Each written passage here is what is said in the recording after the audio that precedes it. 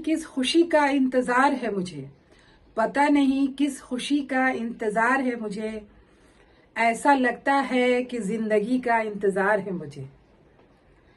जीती तो अब तक आई हूं, फिर भी बेकसी का इंतजार है मुझे।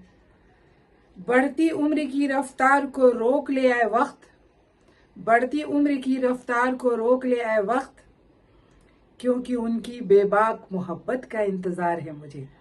Hi, this is Imara and this is my show pure history.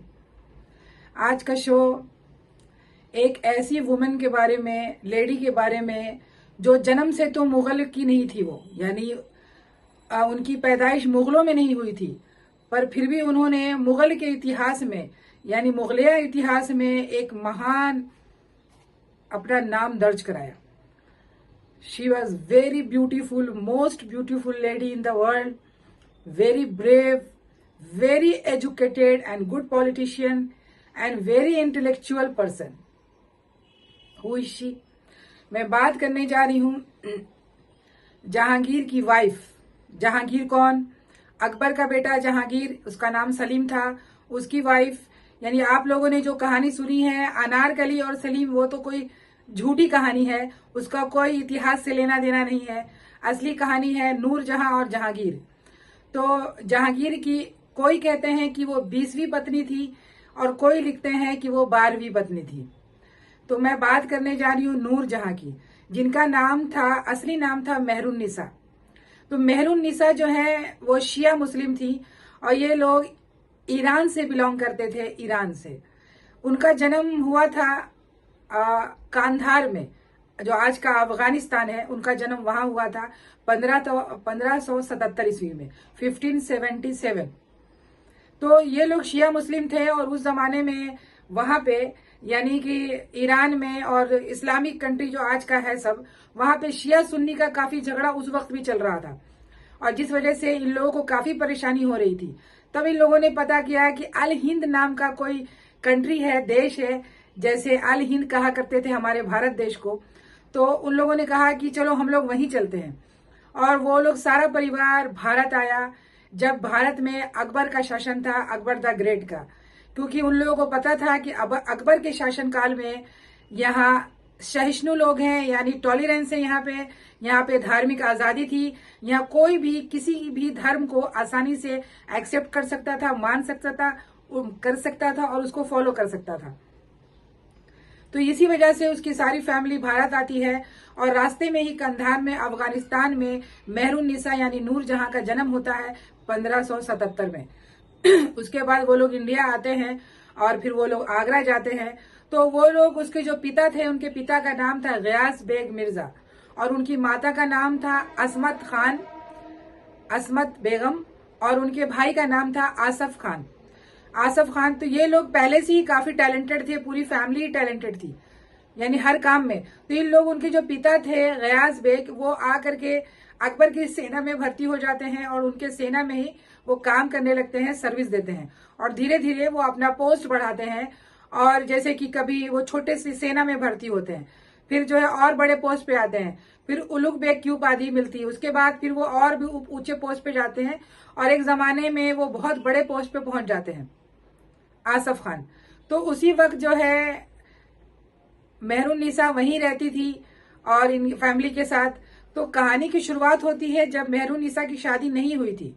यानी मेहरुन्निसा एक दिन वो अपने बाग में खेल रही थी और तभी जो है जहांगीर गुजर रहा था और उसके पास 2 कबूतर थे। तो जब कबूतर थे तो उसने कहा कि तुम थोड़ी देर के लिए इसे पकड़ो, मैं आता हूं। तो उसने उस कबूतर को दिया और फिर जब वापस लौट के जहांगीर आया तो उसने देखा कि मेहरुन्निसा के हाथ में सिर्फ एक ही कबूतर है। तो उसने पूछा कि दूसरा कबूतर कहाँ है? तो उसने बोला कि ये कबूतर उड़ गया। तो जहांगीर ने बोला कि कैसे उड़ा? तो उसने बोला ऐसे उड़ा और उसने दूसरे कबूतर को भी उड़ा दिया। ये ऐसा लिखा हुआ है। तो इसके बारे में ऐसा लिखा हुआ है। तो मैंने जैसे बताया आपको कि इस बचपने को, यानी उसकी इस मासूमियत पे जहांगीर फिदा हो गया और खूबसूरत तो वो बहुत ही थी। तो कुछ आगे बात चलती उसके बदले, यानी आगे बात चली भी नहीं कि उसी बीच जो है उसकी शादी कर दी जाती है।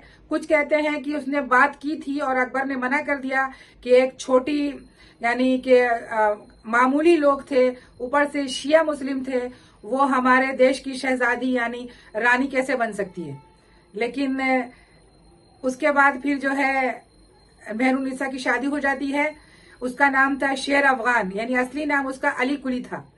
तो वो भी जो है अकबर के सेना में ही भर्ती था और ये लोग सब उसी के सेना में सर्विस दिया करते थे। तो उसकी शादी कर दी जाती है और वो लोग सब बंगाल चले जाते हैं। तो बंगाल में जाने के बाद तो बहुत सारे इतिहासकार ने लिखा है कि ये जो अली कुली से शादी हुई थी उससे मेहरुन्निसा यानी नूरजहां को एक बेटी पैदा होती है जिसका नाम लाडली बेगम था। तो बहुत कम एज में ही, तो ऐसा कुछ लोगों ने लिखा कि जहांगीर के दिल में वो इतना बसी हुई थी तो उसने जो है उसके शौहर यानी अली कुली को मरवा दिया। पर उसको मरवाना आसान नहीं था क्योंकि वो खुद अकबर के सेना में था। क्योंकि जब अकबर के खिलाफ जहांगीर का जंग हुआ था यानी बाप बेटे का जंग हुआ था तो शेर अफगान यानी अली कुली ने अकबर का साथ दिया था।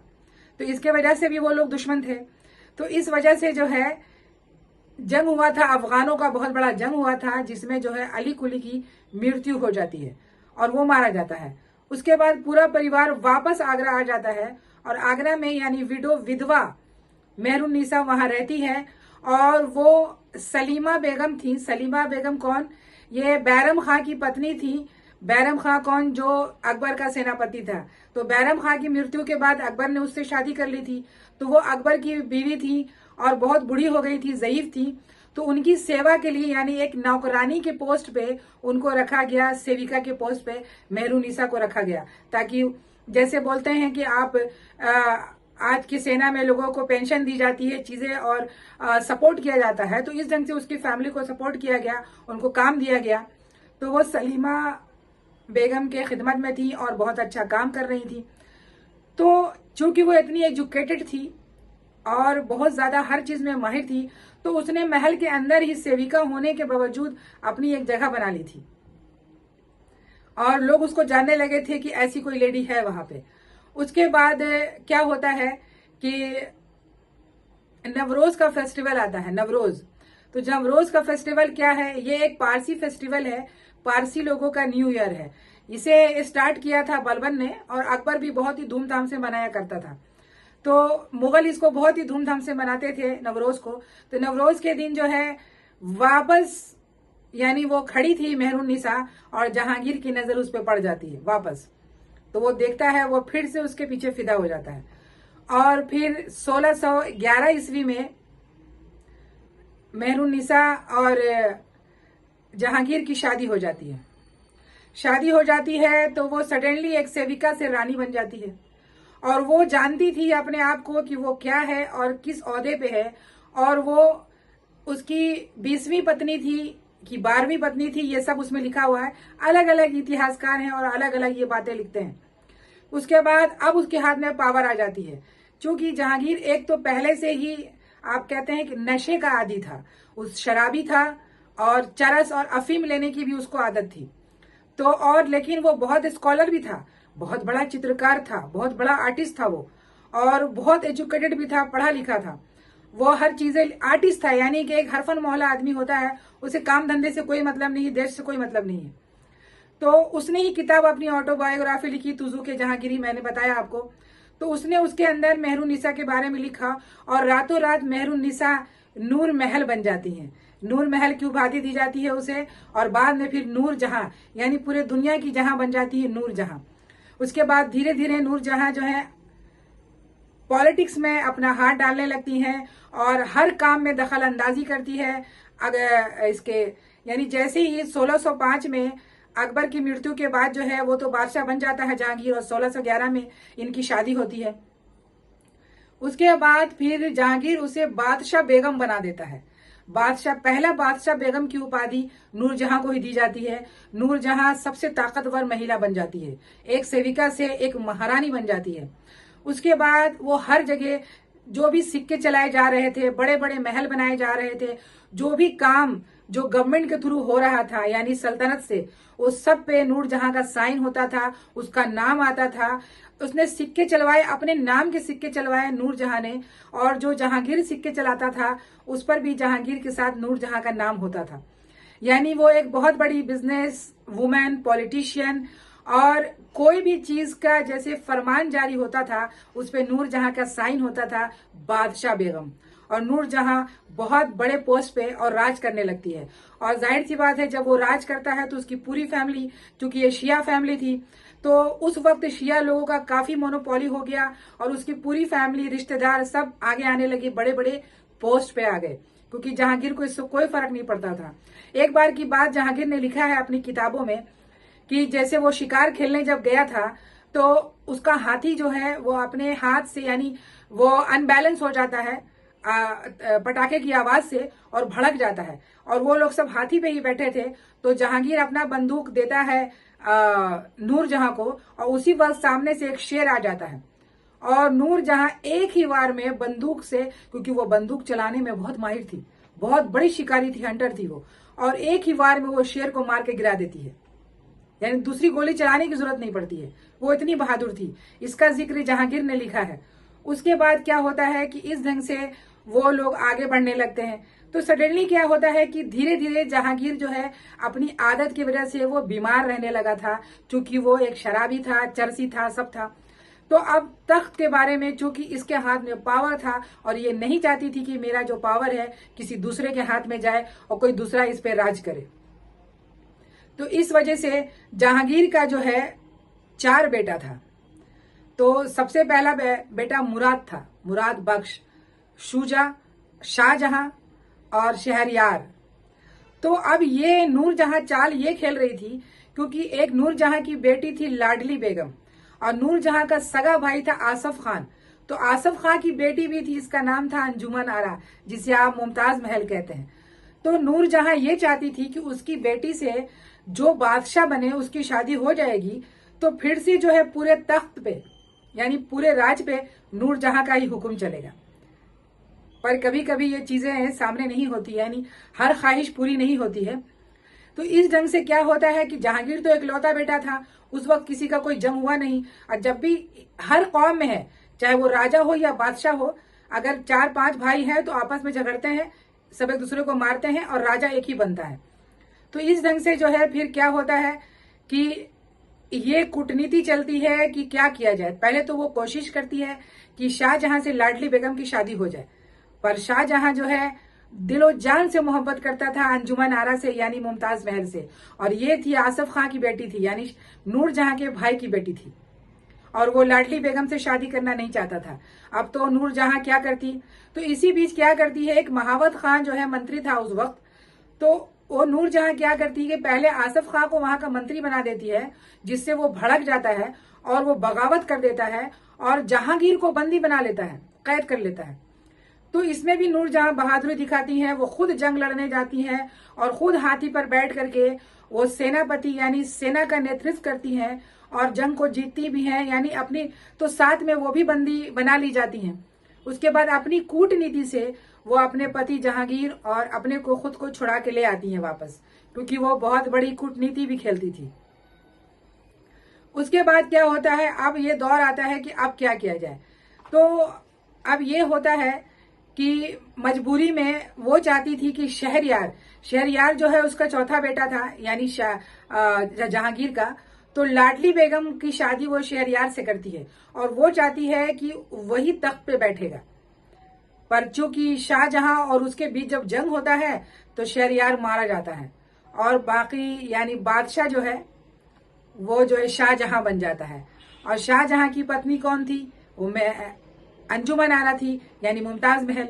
तो इस ढंग से अब तो इसके हाथ से सत्ता गई, सब कुछ गया। एक जमाने में ये इतनी ताकतवर, इतनी पावरफुल लेडी बन चुकी थी कि झरोखा दर्शन भी देती थी, यानी वो खुद आके तख्त के पास बैठती थी, दर्शन देती थी कि ये बादशाह बेगम है, और सारा काम यानी कि सियासत से जुड़े हर एक काम को वही देख रही थी, उसी का हुक्म चलता था और उसी के परिवार का हुक्म चलता था।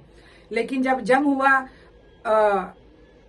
शाहजहां और वो गद्दी का, तो जो आसफ खां था क्योंकि उसकी बेटी से शाहजहां की शादी हुई थी, तो वो क्यों अपनी बहन की सपोर्ट करेगा नूरजहां का। उसने शाहजहां का सपोर्ट किया, जिसकी वजह से शाहजहां जीत गया और शहरयार मारा गया और लाडली बेगम फिर से विधवा हो गई।